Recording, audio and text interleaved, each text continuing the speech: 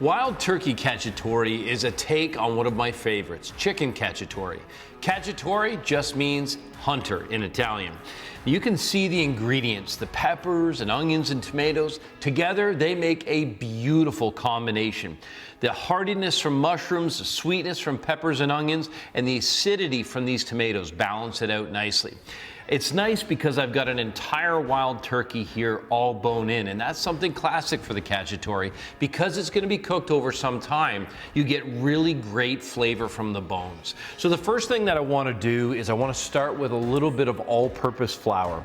So I've got a bowl, you could put it in a bag, and these ingredients are going to go into the flour. So I've got thighs, I've got legs, and the reason I'm dusting them with flour to start is that starch is going to end up thickening the stew, but initially it'll also brown. So it's a level of development. I'm going to season these, preheat a pan, and get them started. With the pan on medium-high heat, I want to make sure that I don't crowd the pan, but I also want to make certain that there's enough heat that it will actually give nice color and begin to saute. You can see the oil is already starting to bubble. You'll see the smoke developing as well. Once there's a nice coating in the bottom of the pan, the turkey can start to go in. You'll see that I've knocked off any excess flour, which is really important. I don't want a gummy texture. I just want to get that flavor development.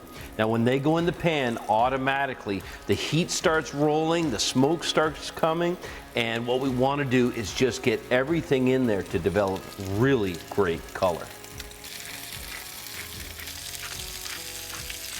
Now, while the turkey sautés, it's a good opportunity to get some of the other prep done. The thing about these ingredients is you want them roughly the same size and also the same shape, so they have the same cooking time. The easy way to get the peppers ready is just to slice the sides off, like so. And then what I want is I want to remove this little bit of white ribbing. It's a little bit bitter and it just doesn't have a lot of good sweetness. Then a nice fine slice. This slice is called a julienne.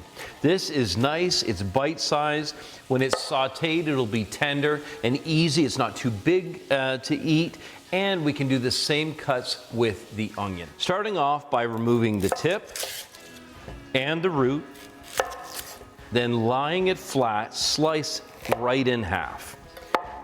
Remove 2 or 3 layers, whatever is fresh. We're gonna take nice, thin slices. This will give you a julienne of yellow onion. With the first batch of turkey nicely browned, it's really important to saute in batches. When you get it browned, remove it from the pan and then start with a new batch. The reason you want to do this is to give lots of room for the turkey to brown. If you put too much turkey in at once, what happens is the meat begins to boil. You'll get no flavor development, and the worst part is all of your hard work, you won't get that in the end flavor. That really unique taste of the beautiful turkey, it just won't be there if you don't saute in batches.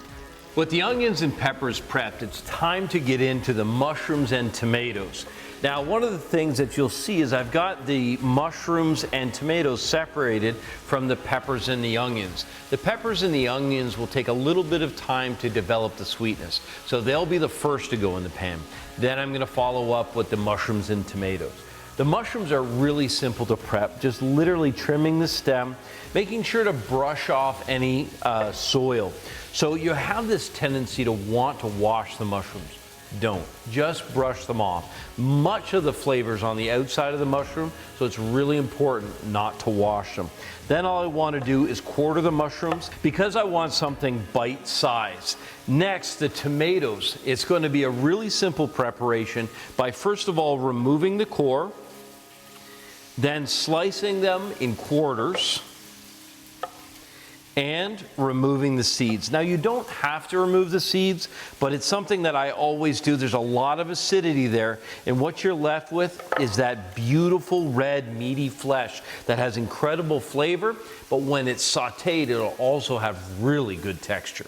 Starting with the mushrooms, because they're almost completely water, anything that's on the bottom, all that flavor that's been developed, that really good turkey flavor, it's going to come up as they get rid of the water. The other reason why I want to put the mushrooms in by themselves is I won't get the texture. If I just put raw mushrooms into this, they'll be rubbery and they won't really develop that beautiful mushroom flavor.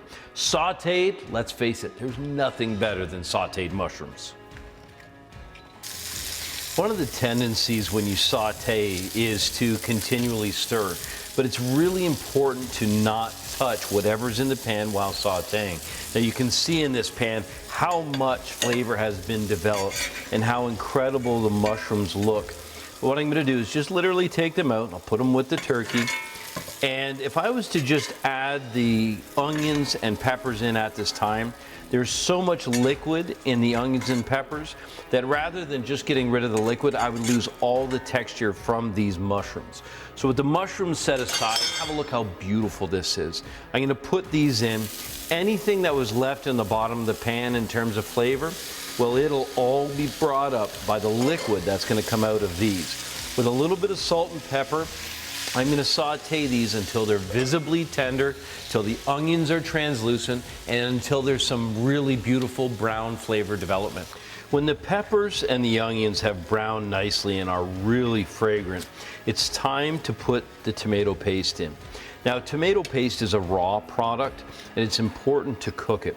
You can use just a tablespoon or two, but what happens here is a level of flavor development, and it also rounds out that acidity. So put it in the bottom, saute it until it's nicely browned, then mix all of this together. With maximum flavor developed now in the pan, it's time to bring all those flavors together. I've got some vegetable stock. You could use chicken stock as well. But what this is going to do, the deglazing is literally going to bring everything up off the bottom, any of that flavor development.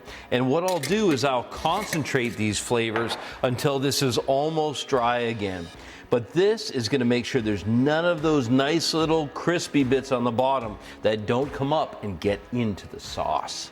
Now that the stock is fully reduced and the flavors have really come together, it smells incredible.